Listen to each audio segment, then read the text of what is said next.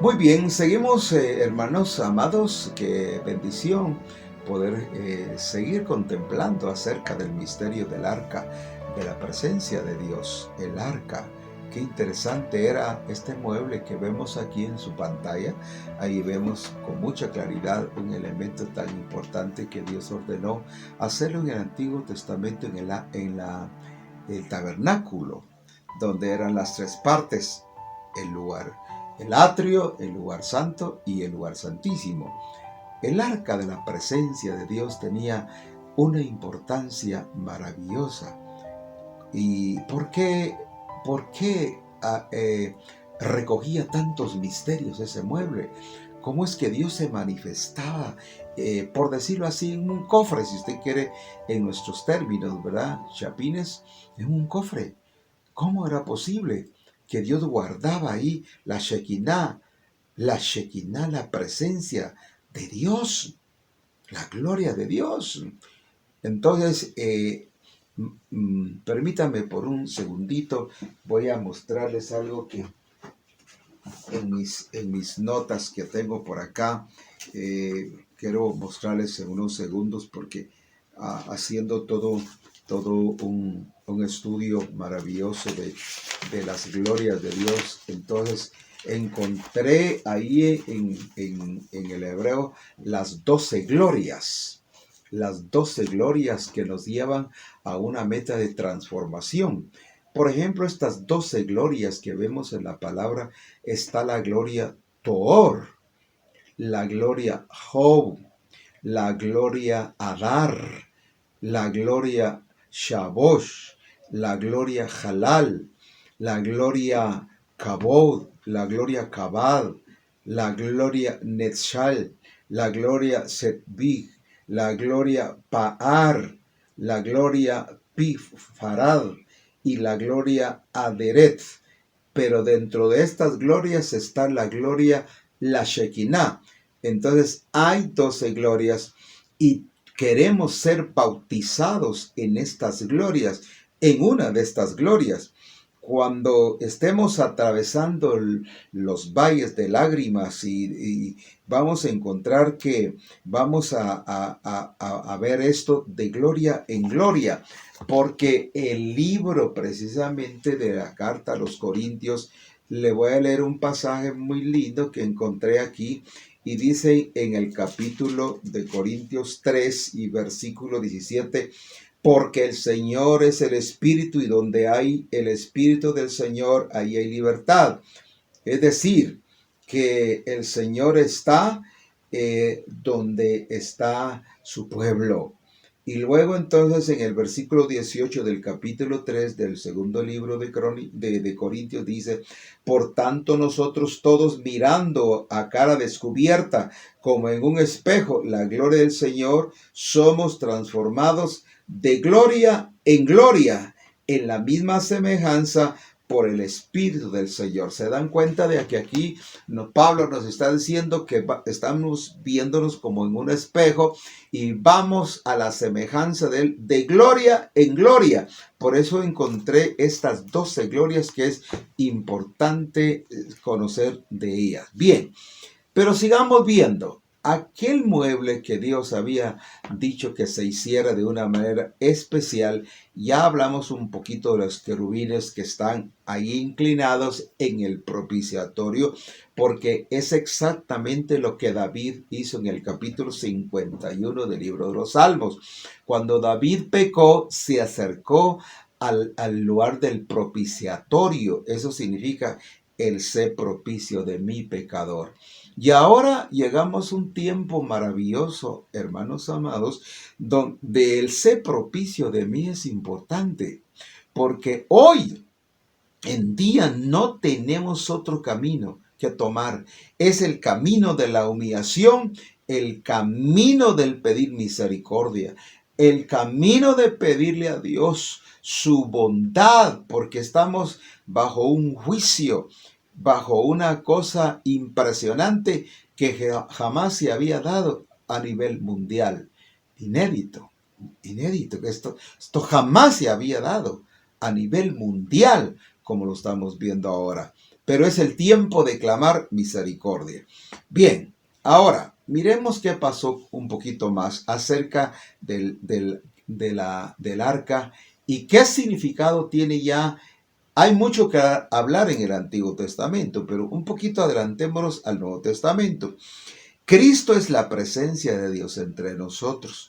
Durante su ministerio terrenal, Jesús era el Emmanuel, que significa Dios con nosotros. Ahora que Jesús ha regresado a su Padre, el Espíritu Santo y su presencia está con nosotros.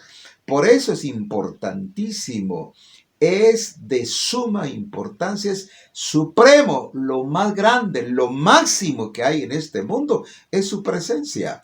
Por eso estamos levantando nosotros un movimiento, un ministerio que se llama Su Dulce Presencia. Así se llama el movimiento que el Señor nos está dando, su dulce presencia. Estamos saboreando su presencia de una manera especial, porque el Espíritu Santo hizo morada en nosotros y somos templo del Espíritu Santo. Entonces llevamos la Shekinah adentro. Ahora nosotros ya no estamos dentro de un tabernáculo, no estamos viendo como Israel desde lejos acerca del tabernáculo, sino ahora estamos viendo muy de cerca y está adentro. Pero ¿por qué no se manifiesta? Porque el Espíritu Santo muchas veces se enoja, muchas veces se apaga. El Señor Espíritu Santo es noble, es santo, es puro.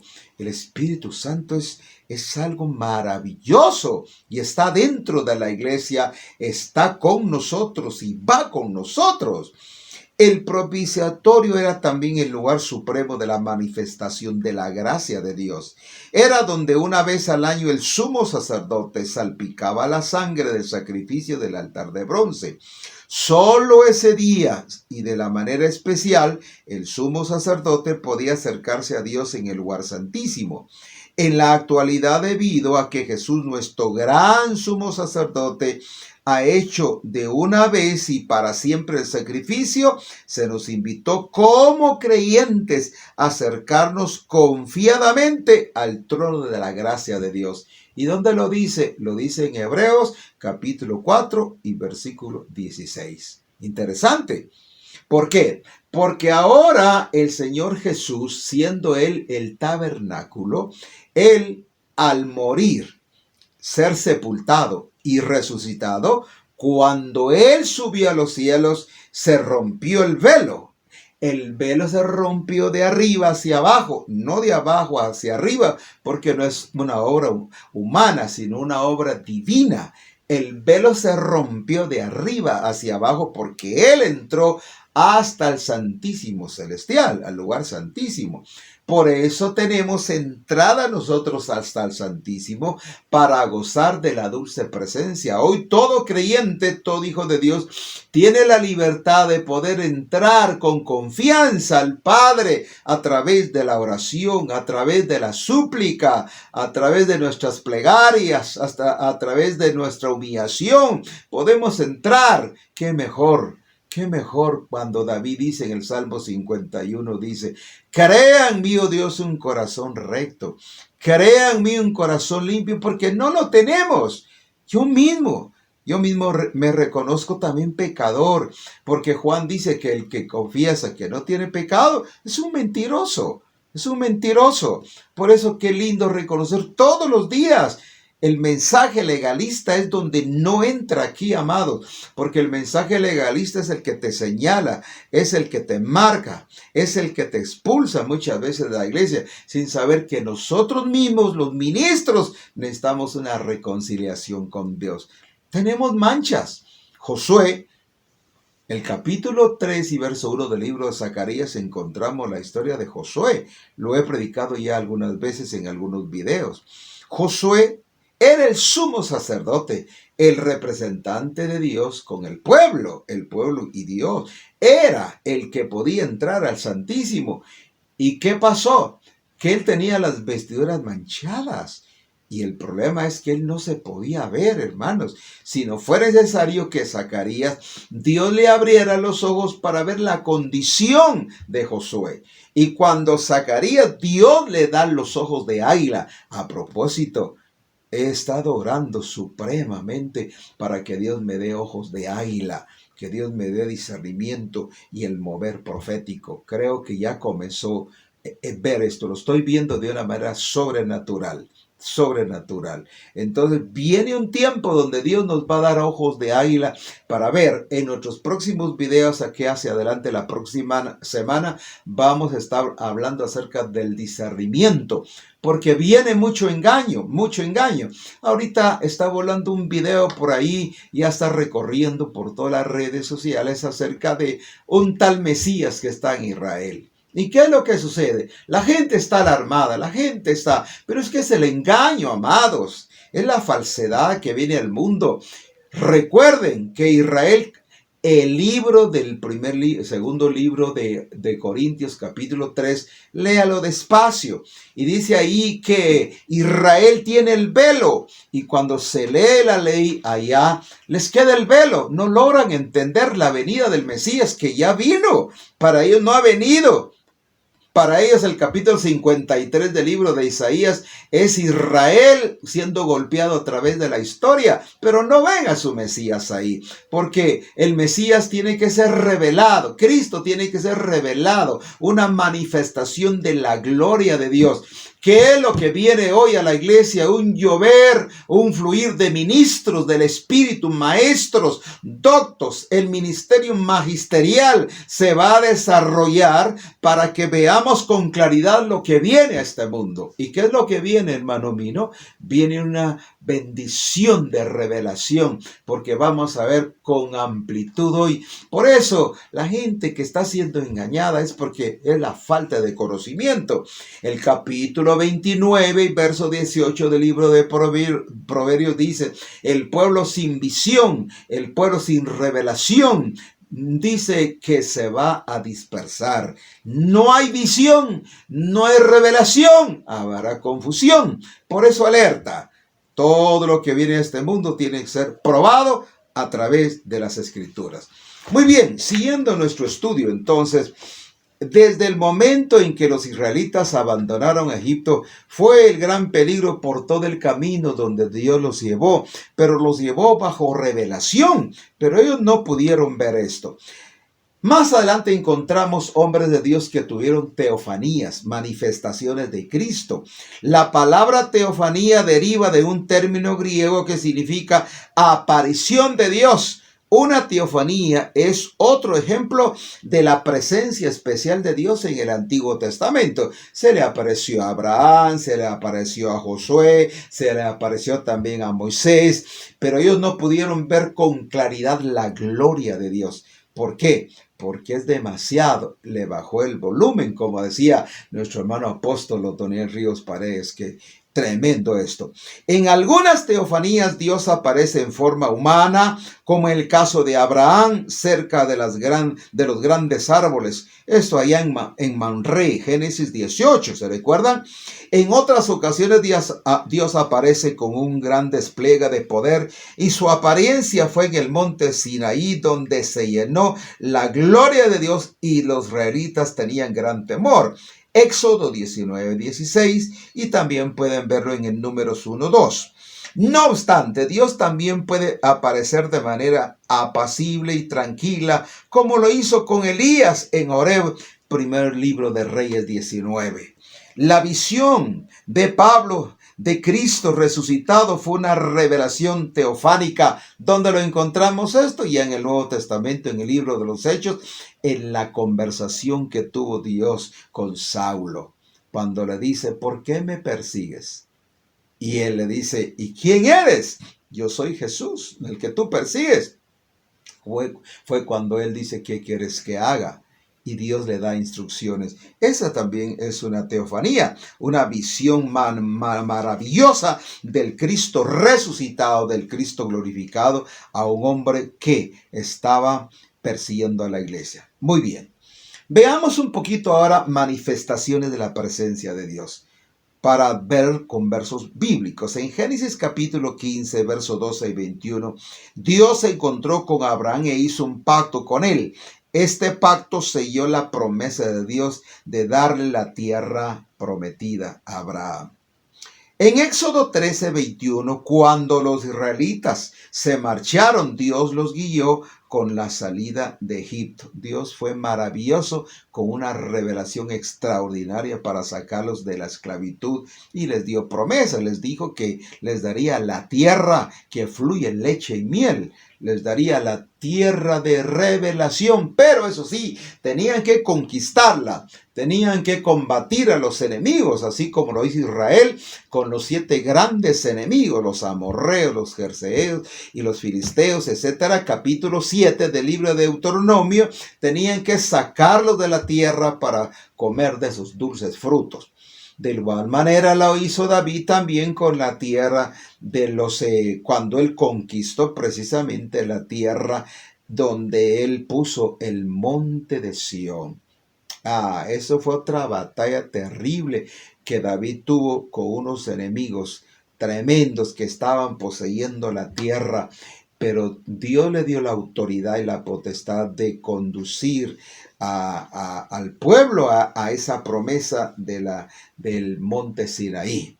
Muy bien, luego tenemos en Éxodo 19:16, a 3 meses de la partida de Egipto, el pueblo de Israel arribó al pie del monte Sinaí, donde vieron la gloria de Dios. Luego en Éxodo 40:36, los israelitas acamparon alrededor del tabernáculo. Dios les sabría dar cuándo avanzar y cuándo permanecer en aquel lugar a través de la nube. Veamos las manifestaciones. La presencia de Dios se manifestó en una forma de oscuridad y de fuego. La presencia de Dios apareció como una nube durante el día y una columna de fuego durante la noche. La presencia de Dios se hizo visible en una gran manifestación de poder, oscuridad y truenos y relámpagos cubriendo la montaña del glorioso monte del Sinaí. Aunque no era la promesa de llevarlos al monte de Sinaí, sino al monte de Sión. Recordemos que en esta jornada hubieron 3 montes, 3 lugares especiales. Número 1, el Sinaí. Número 2, Hebrón. Y número 3, Sinaí, el monte de Sión. Dios les dio la revelación, la luz, el rema del cielo, que no estarían en el Sinaí, no estarían en Hebrón, sino en el monte de Sión.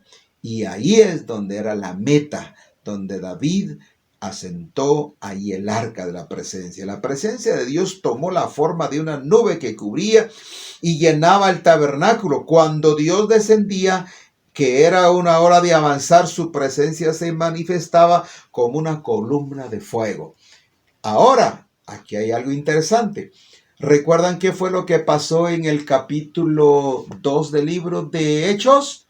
Sí, ¿se recuerda? El día del Pentecostés. ¿Qué fue lo que sucedió ahí? Bueno, vamos a leer solamente un versículo nada más para darle pie de imprenta a lo que estamos hablando. Como se cumplieron los días del Pentecostés, estaban todos unánimes.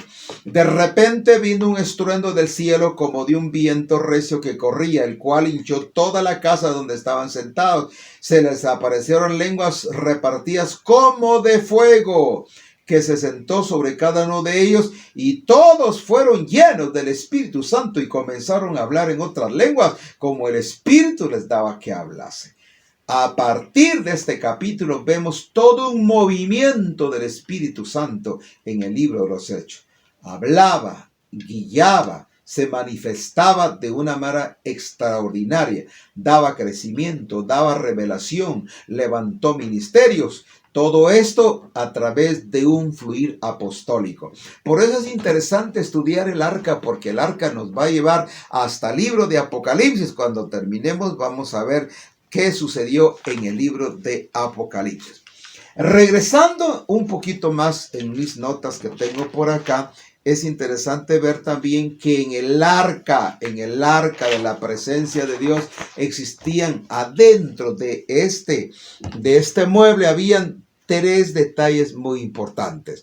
estaban las tablas de piedra con los 10 mandamientos, estaba la vasija con el maná y la vara de Aarón. Si está contemplando, o aquí vamos a pelear nuestro técnico que ponga ahí para que ustedes vean lo que está ahí adentro de ese. Está el propiciatorio, pero dentro del mueble están estos 3 elementos. Número 1, las tablas. Deuteronomio capítulo 10 y verso 5 lo confirma, y también Hebreos 9:4. Las tablas de piedra con los 10 mandamientos escritos por las manos de Dios estaban ahí para recordarle al pueblo la naturaleza santa de Dios. Éxodo 10, 1 al 17. Jesús dijo que él había venido para cumplir la ley según Mateo 5, 17 y 18. Búsquelo. Yo le estoy poniendo los versos aquí, pero quizá nuestro técnico nos va a poner rápidamente los versículos para que le pongamos pie de imprenta a nuestra enseñanza acerca del arca de la presencia. La vasija con el maná que estaba ahí en Éxodo 16:32 y Hebreos 9:4, la vasija del maná recordaba a las personas la provisión constante de Dios sobre su pueblo.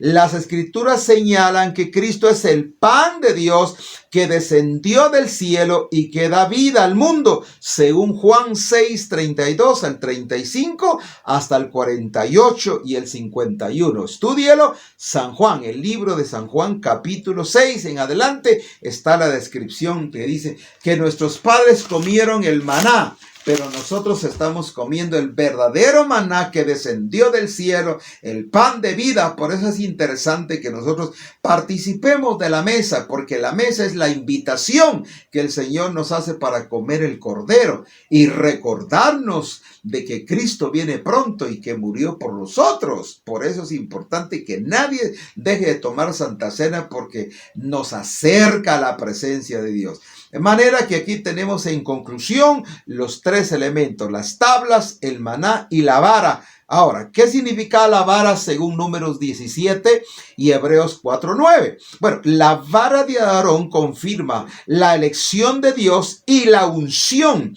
Aarón significa maestro, significa elocuente, significa un docto, un enseñador. Este hombre tenía el magisterio de la enseñanza, así significa su nombre. La vara representaba entonces la elección de Dios y la unción que estaba sobre este hombre como un sumo sacerdote.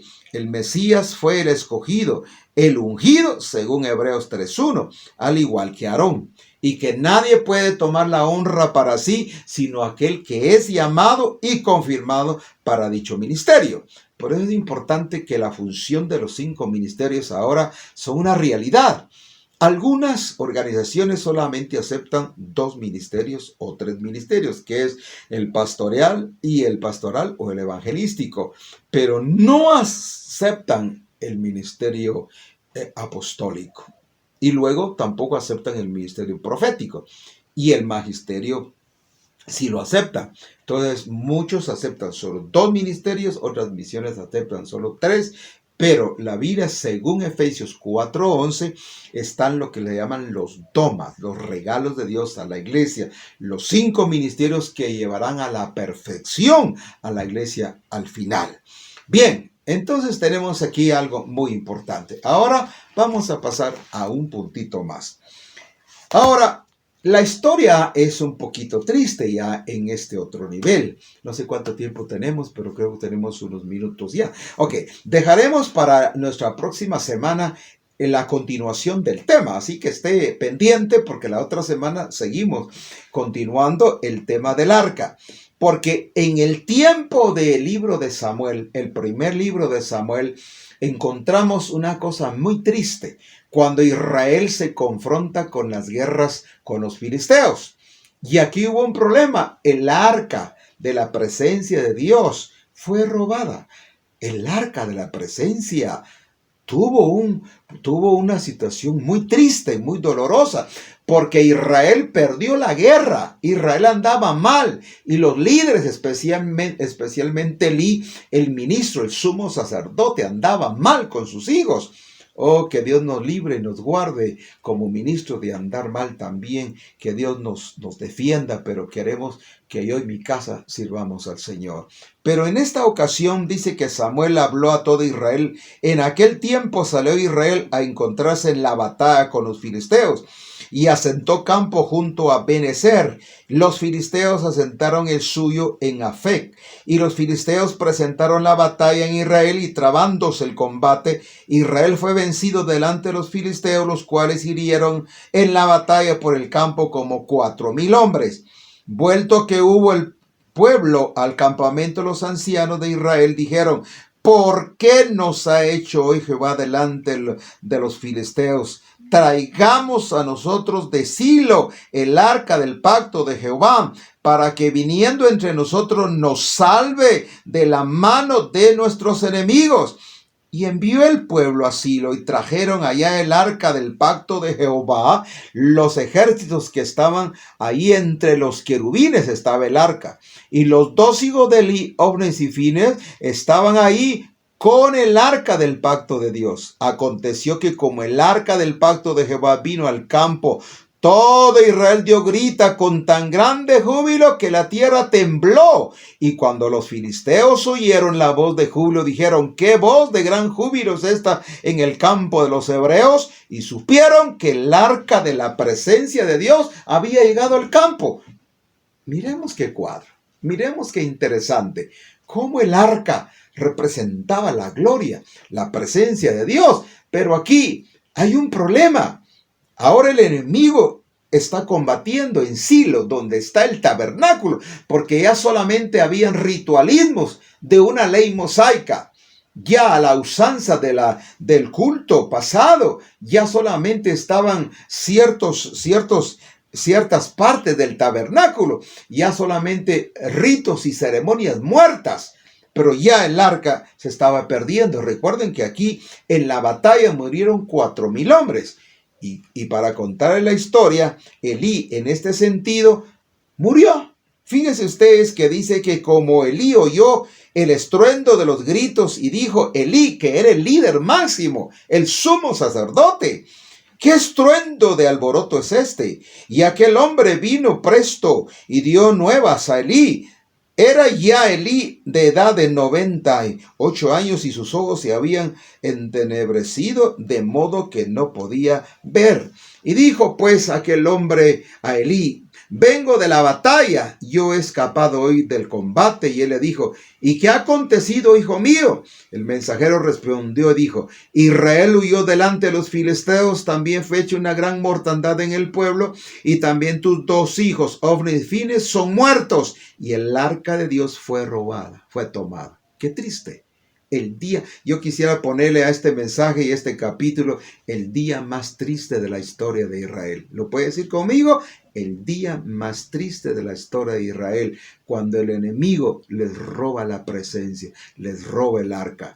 Y dice que aconteció que como él hizo mención del arca de Dios, Elí cayó hacia atrás en la silla al lado de la puerta, quebrósele la cerviz y murió, porque era hombre viejo y pesado y había juzgado a Israel 40 años. Su nuera, la mujer de Fines, y estaba preñada, cercana al parto, oyendo el rumor que el arca de Dios era tomada, y muerto su suegro, su marido, encorvóse y parió, porque sus dolores se habían derramado por ella. Al tiempo que se moría, decíanle las que estaban junto a ella: no tengas temor, porque has parido un hijo. Mas ella no respondió y paró mientes, es decir, no hizo caso, quiere decir paró mientes. Y llamó al niño y cavó, diciendo: traspasada es la gloria de Israel por el arca de Dios que fue tomada, porque era muerto su suegro y su marido. Y dijo pues: traspasada es la gloria de Israel, porque el arca de Dios fue tomada. Amigos y hermanos, los dejamos en esta parte. Oro por ustedes para que sean bendecidos y que no les falte pan en la mesa, y la provisión de Dios estará en sus hogares. Bendigo a sus hijas y a sus hijos y todo su entorno. Bendiciones y gracias por su fina atención. Espera la otra semana. Seguiremos viendo qué pasa, qué va a pasar con el arca, si se recupera o no, y qué tiene que ver con nosotros. Dios les bendiga. Hasta pronto.